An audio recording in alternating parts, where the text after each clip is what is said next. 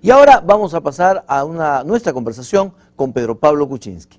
Él, pues, se mantiene como líder de Perú Más, la agrupación que lo va a llevar a candidatear a la presidencia de la República el 2016. No si antes no se anima a presentarse a la alcaldía de Lima, como se hablaba, se lo preguntaremos ahora. Don Pedro Pablo Kuczynski, muy buenas noches.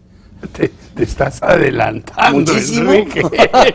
Primero, Perú Más todavía no existe. Todavía, pero ahí está la intención, Bueno, o sea, la denominación, todo hay está. un grupo de gente profesional, joven, trabajadores que están apoyando la creación de este partido que va a ser altamente institucional. Nosotros creemos en el desarrollo económico, en la modernidad, en que la gente tenga agua, educación, infraestructura. Eso es el objetivo del partido. ¿Con quiénes? Porque muchos de sus socios están tomando distancia de usted. ¿Qué Eude Simón, por ejemplo, dice, si quiere ser nuestro candidato, bueno, pues que ya, decía por la nacionalidad. ¿Hay una relación con Alianza por el Gran Cambio o ya eso murió? No, Alianza por el Gran Cambio fue... Formalmente terminó. No, sigue la como bancada. La bancada con sus 12 miembros sigue. Obviamente hay algunas diferencias entre ellos, pero yo sigo apoyando a la bancada. Pero le hacen caso, don Pedro Pablo. Usted, por ejemplo, era contrario a lo del bono. No le han hecho caso. No me han hecho caso. ¿Por qué? Pero yo creo que el bono es una cosa absolutamente lamentable, vergonzosa. ¿Por qué? Veamos algunas cifras.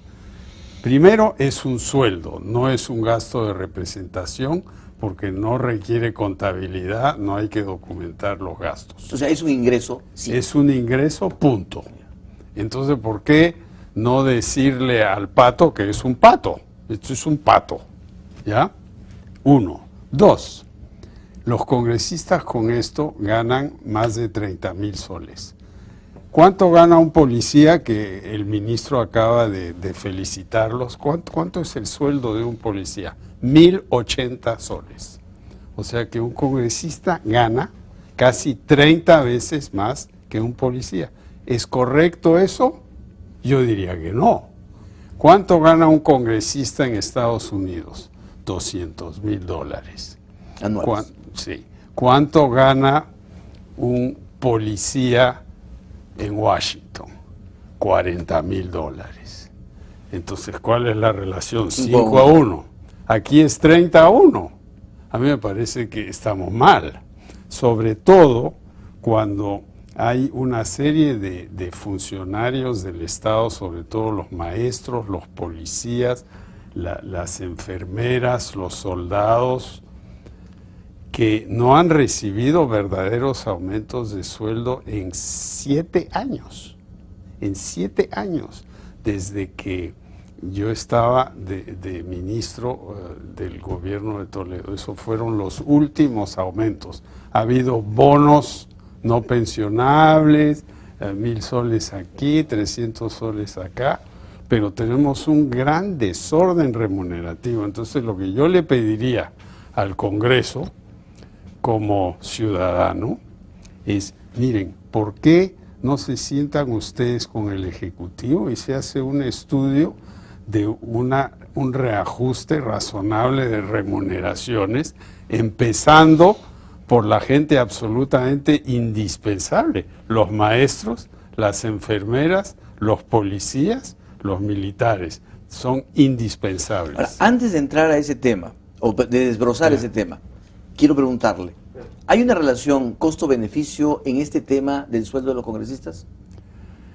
Mire, ¿Una relación positiva? Mire, yo soy un firme creyente en la democracia, creo que debe haber un Congreso. Los gobiernos que funcionan sin congresos siempre terminan siendo autocracias, etcétera. Entonces, todo esto que se habla ahora de revocar el Congreso, cerrar el Congreso, son locuras, ¿no? O de que el tema del bono puede dar pie a una justificación. Yo critico el bono, pero el Congreso tiene que mantenerse. Lo que pasa es que los electores, en la próxima elección, dirán, señores, usted se portó mal, fuera, ¿no? Ahora, ¿por qué razón ¿Cree usted que las bancadas no le han hecho caso a sus líderes? Lourdes Flores estuvo en contra,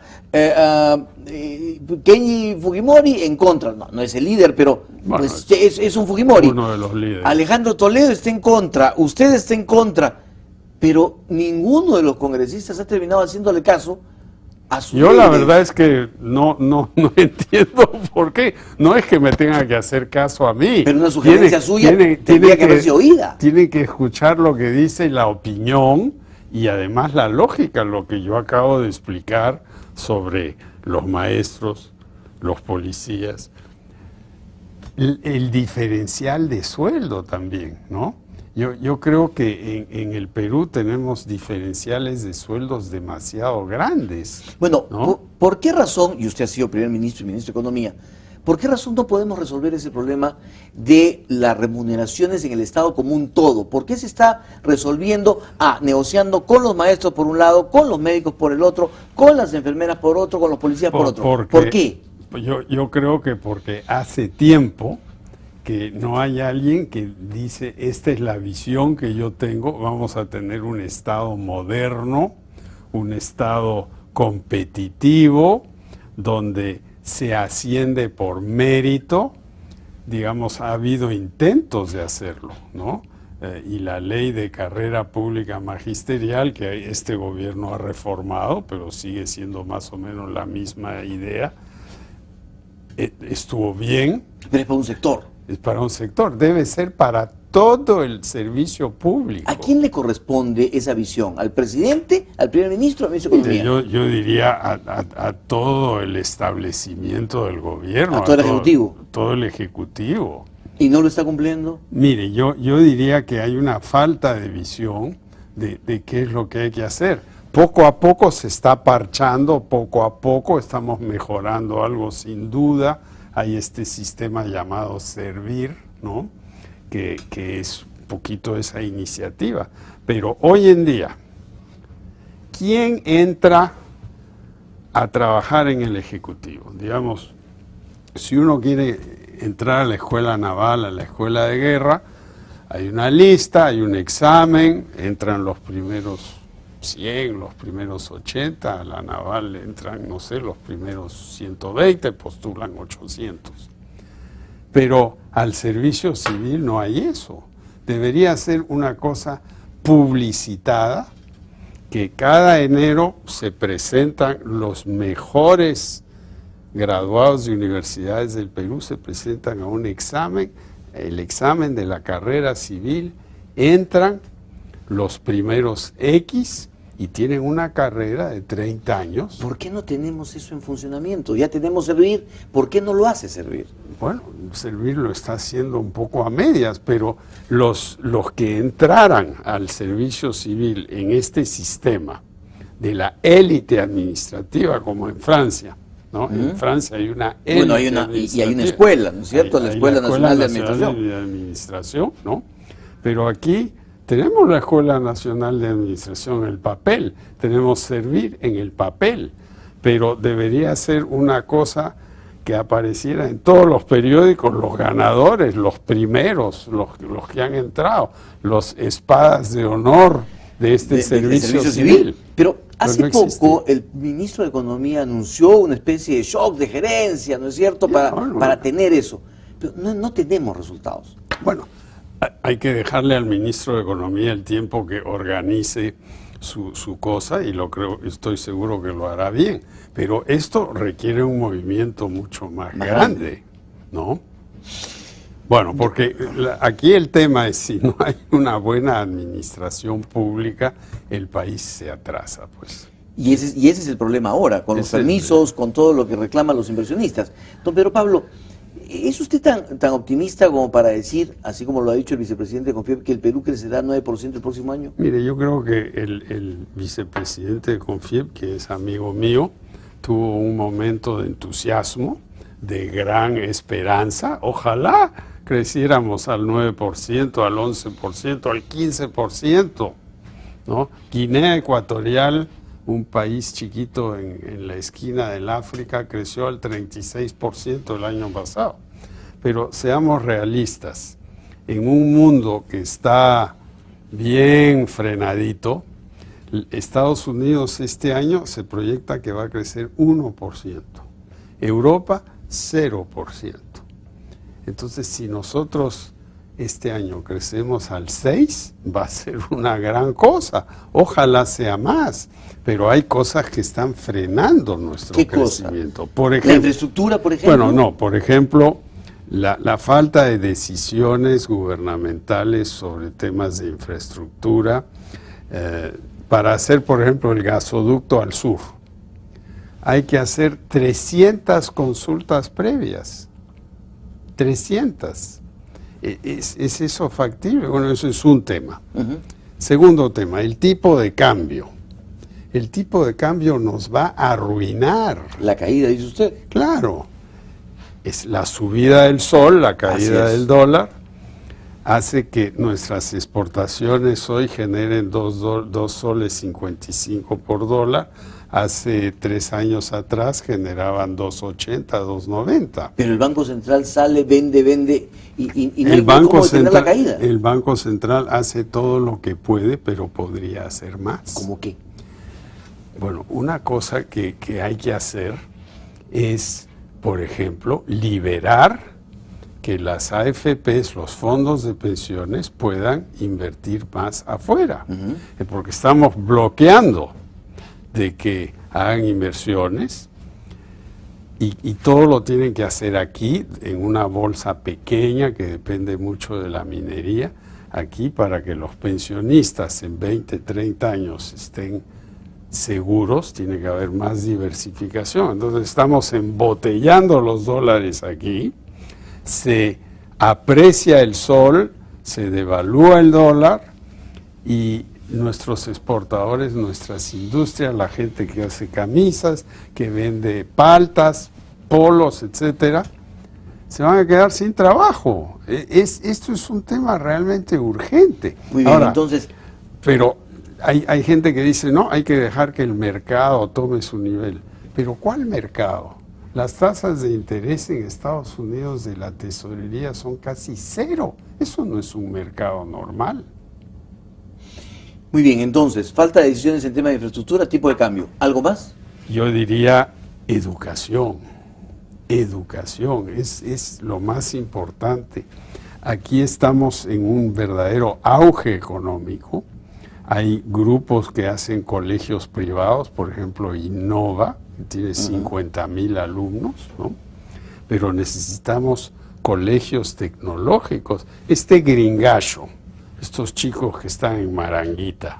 ¿Qué hacen adentro? Bueno, ¿por qué están ahí? Porque son chicos que no han tenido educación, no ha habido nadie que los supervise, no saben qué hacer salvo de repente aprender a manejar un taxi, ¿no?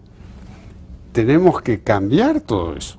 El desempleo juvenil es lo que lleva a la criminalidad. Ahora que usted ha hablado de las AFPs, ¿le parece que lo que se ha hecho en términos de lo que ha significado la subasta y después todo el intento porque bajen las comisiones, más estas calculadoras que está poniendo la Superintendencia de Banca, en fin, esto es una reforma que está siendo bien llevada?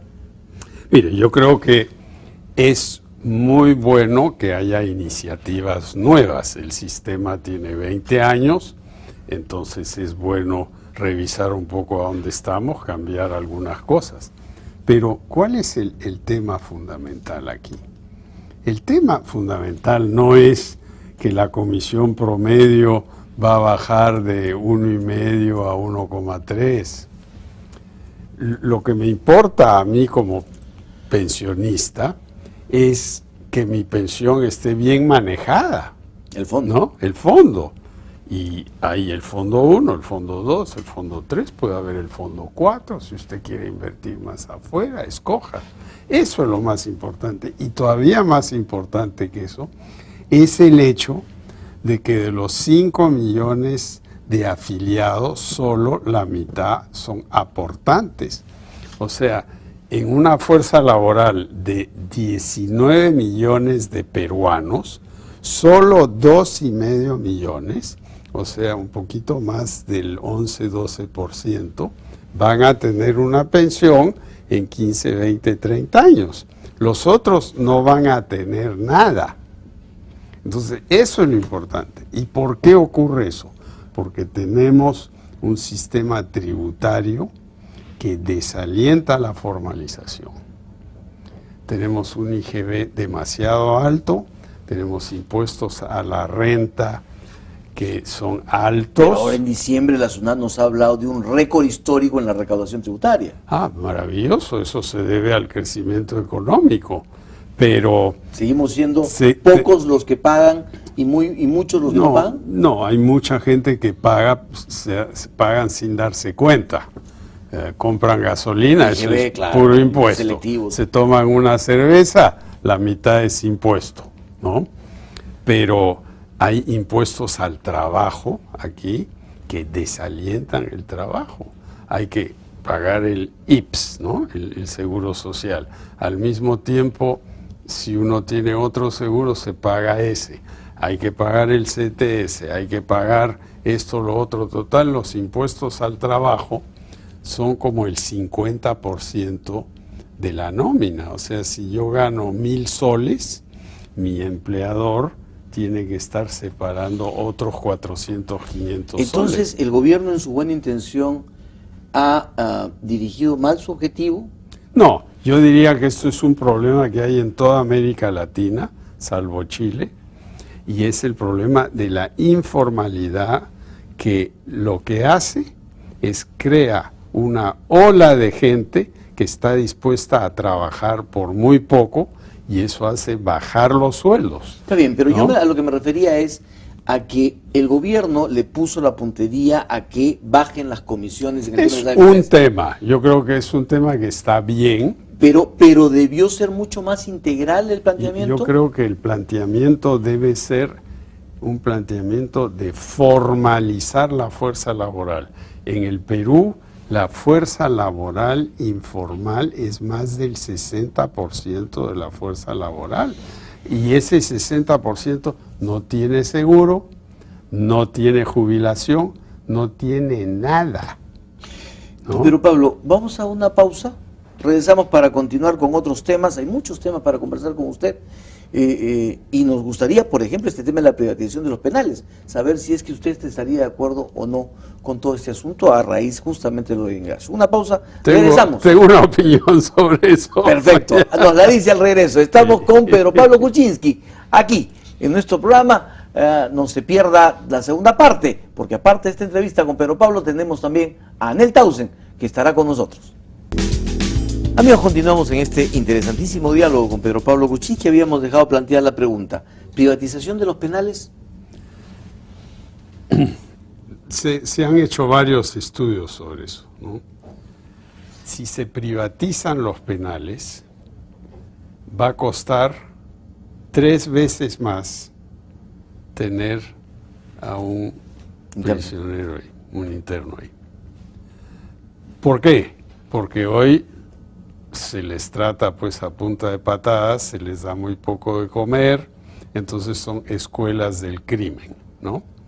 Si es que estamos dispuestos a hacer 2 cosas, mejorar la atención y reeducar a la gente que está ahí, porque si no, lo único que va a hacer la privatización es nos va a costar 3 veces más. Nada más, pero ¿es posible? ¿Tenemos presupuesto para eso? No. No, yo creo que sí, ¿eh? Ahora, ¿en detrimento de otras cosas? Bueno, todo es en detrimento de otras cosas, porque la plata no es infinita, ¿no? La experiencia en Estados Unidos con prisiones privatizadas no ha sido tan buena, porque son entidades totalmente comerciales, ¿no? Que tienen su balance, tal, utilidad, ¿no? Yo creo que el objeto de un sistema penitenciario es, en el 70% de los casos, reeducar a la gente, darles otras oportunidades. Hay casos desesperados que se van a quedar ahí toda su vida, que serán pues el 10, 15, 20%. pero una operación comercial no sé si puede hacer eso. Entonces yo diría que lo que hay que hacer es un experimento. Se privatizan 3 o 4 penales a ver cómo funcionó. Y de acuerdo a eso se continúa como política. Así es.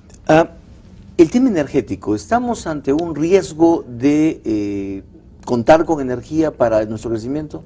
Yo creo que el Perú tiene la gran suerte de estar sentado sobre un montón de fuentes potenciales de energía, sobre todo hidráulicas, gas, y tenemos mucha suerte. Pero se está haciendo lo adecuado para Pero yo aprovecharlo. creo que estamos muy lentos, entonces cito algunos ejemplos. Por ejemplo, el ducto que trae el gas aquí a Lurín, a Chilca, ¿no? Ese ducto necesita otro ducto porque ya no tiene capacidad. Hace 2 años que está en trámite el permiso para hacer primero lo que se llama un loop, que es un anillo que duplica la capacidad, y después otro ducto. 2 años, nada. Entonces, al final hay un atentado terrorista, un terremoto, una ruptura, se para Chilca y Lima se quedó sin luz. Así de sencillo. Entonces, tenemos que tener capacidad de reserva, y en este momento, debido al crecimiento rápido, esa capacidad de reserva se está agotando. Si yo le pidiera una evaluación del gabinete, en líneas generales, ¿qué me diría? Mire, yo diría que este gobierno está haciendo bien las cosas. Las expectativas eran bajas cuando empezó, del punto de vista económico, y en la economía anda muy exitosamente. ¿Pero el gobierno está haciendo bien las cosas o lo mejor que está haciendo el gobierno es no hacer nada para que las cosas cambien? No, yo creo que están haciendo cosas. ¿Sí? Por ejemplo, miremos el tema de la minería informal, ¿no? Que es algo que no se había tocado en gobiernos anteriores. Se han enfrentado a eso, yo creo que con cierto éxito. Yo creo que donde está fallando la cosa es tener suficientes precauciones y preparativos en caso de que las cosas vayan mal.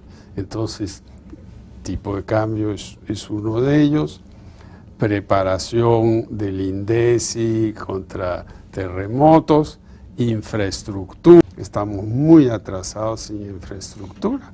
¿Por qué la gente de Cajamarca está en rebelión? Bueno, hay varias razones, pero una de ellas es que en Cajamarca la gente, el 40% no tiene luz y el 50% no tiene agua. Si la gente en Celendín abre el caño y tiene agua, van a decir, oye, a mí qué me importa Conga.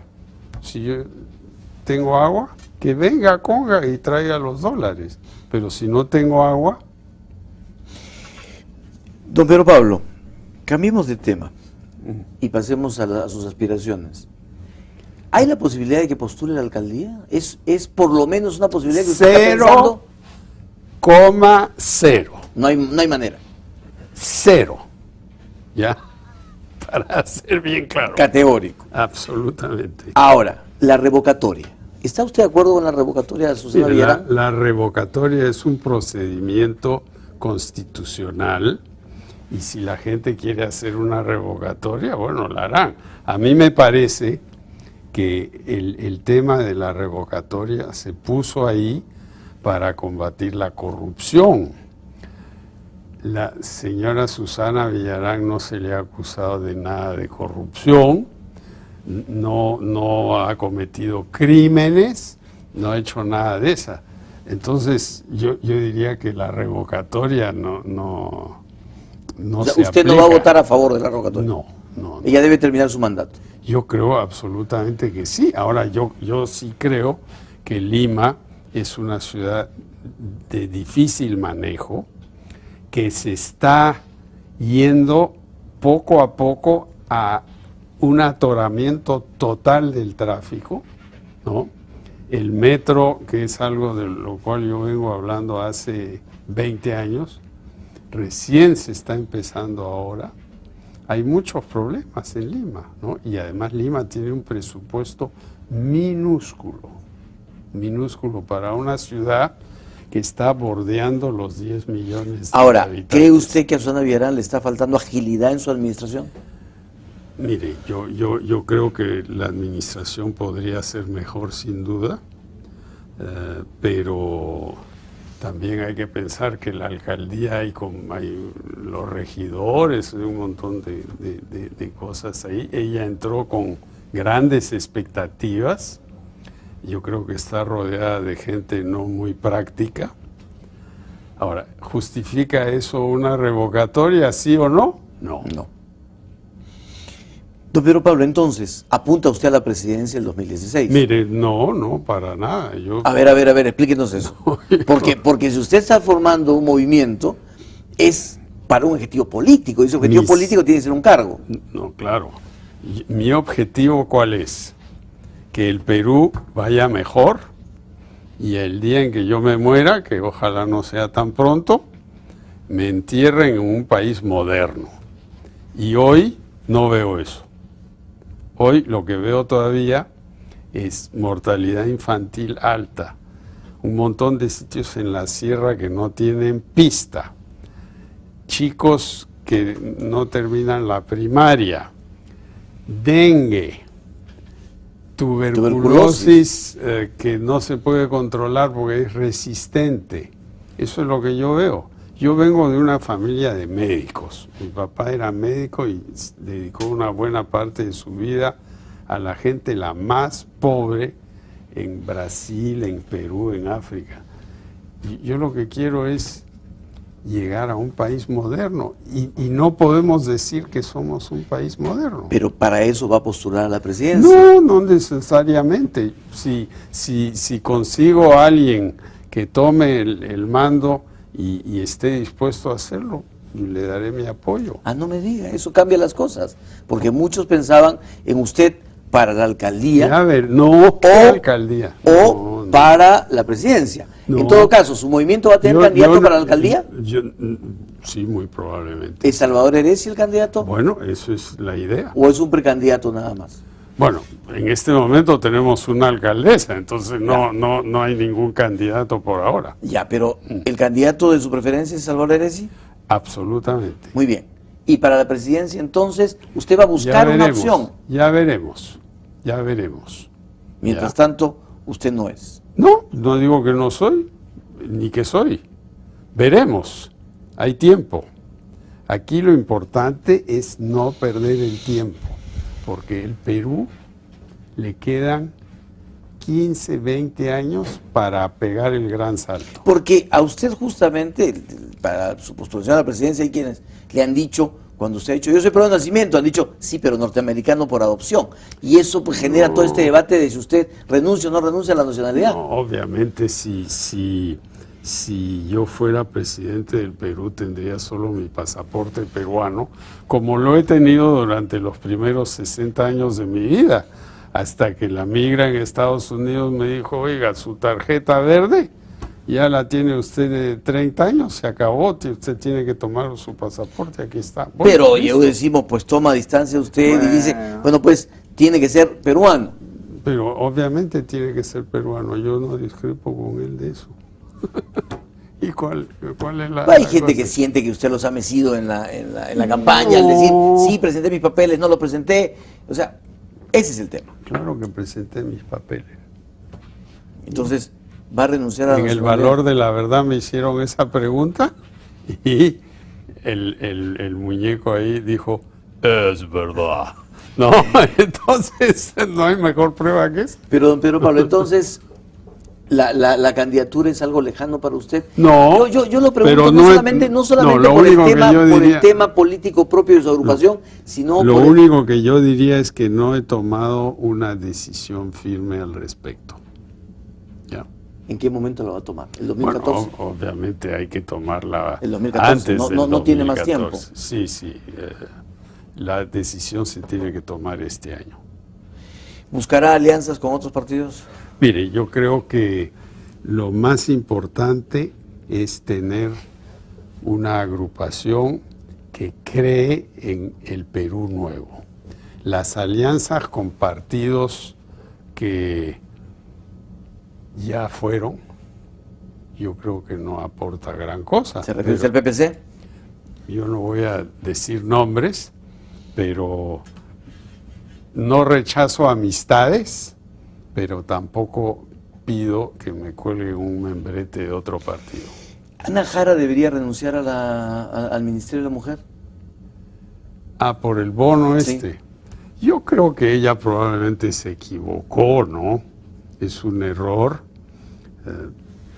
no bueno, ningún error es bueno, pero yo creo que no. No justificaría una renuncia. Don Pedro Pablo Kuczynski, finalmente, tenemos en el Perú un proceso político y para algunos casos, para algunos, un proceso que ha dividido al país entre quienes tienen una opción liberal o de derecha y quienes tienen una opción de izquierda. Ideologías más, ideologías menos. ¿Siente usted que el Perú se enrumba firmemente hacia un desarrollo eficaz y duradero? Yo creo que el Perú desde hace 20 años está bien enrumbado hacia el desarrollo, independientemente de membretes de derecha o de izquierda. Lo que hay que mirar es qué pasa en otros países de la región, ¿no? Y vemos varios países que no les está yendo nada bien a pesar de ser países muy ricos. Venezuela es uno de ellos. Argentina es otro de ellos. Brasil, que es una potencia, el año pasado creció, ¿a cuánto? Le pregunto a los oyentes. 1%, 0,9% en realidad. ¿Eso es un buen performance? No. Entonces, yo creo que aquí hay que persistir en el camino en el cual estamos y corregir los defectos. Educación, infraestructura, seguridad. Y con esas tres cosas y lo que estamos haciendo, salimos. Don Pedro Pablo Kuczynski, muchísimas gracias por esta visita. Ojalá podamos tenerlo más adelante para volver a conversar todos esos temas. Suerte. Muchísimas gracias. Ha sido Pedro Pablo Kuczynski,